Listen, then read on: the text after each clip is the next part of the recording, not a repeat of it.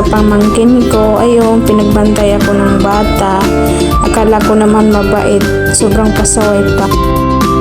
Hirap mag-alaga ng hindi natin anak. Humihingi lang naman ako ng kiss. Ayaw pa akong pagbigyan. Tapos sobrang kulit.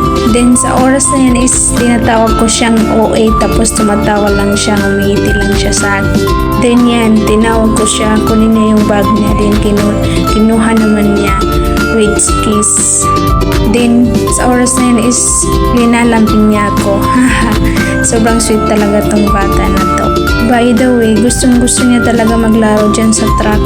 Sobrang kulit talaga. Ayun yung pinapakialaman yung bata. Nagpapakute na naman siya. Then, sinasabihan ko ng A, B. Yan lang yung sinasagot niya sa akin.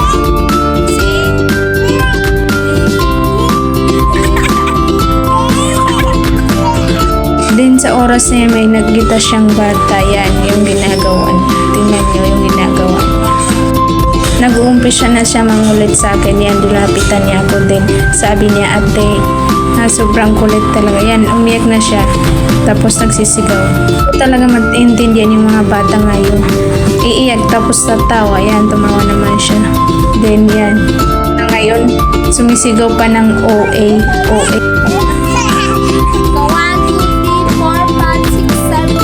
By the way, hindi ko pa nasasabi kung saan yung parents nito. Yung parents nito is pumunta ng Cotabato. Then hapon pa yung babalik. Then ako muna yung nag-alaga para naman makatulong ako sa bahay.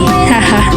Wala na talaga akong magagawa sa banat na to kundi pagtiisan. Yan yung ginagawa niya. Araw-araw yan, ganyan yung ginagawa. Sobrang kulit talaga.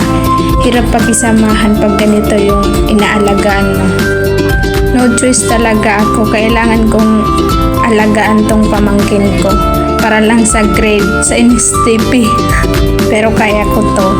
Yan, umiiyak na siya. Ayaw niyang pahawak yung bag niya sa akin. Nagagalit na siya yan. Then, tatawa yan siya. Tatawa ang paulit-ulit.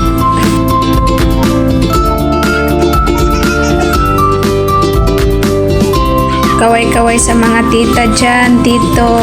Ito na yung hinihintay natin. Then sa totoo lang, hindi ko talaga to matiis. Kahit uuwi ako ng Cotabato, umiiyak siya. Kapag uuwi na ako, then tinatawag niya ako ng paulit-ulit. Ate, ate, don't go, sinasabi niya sa akin.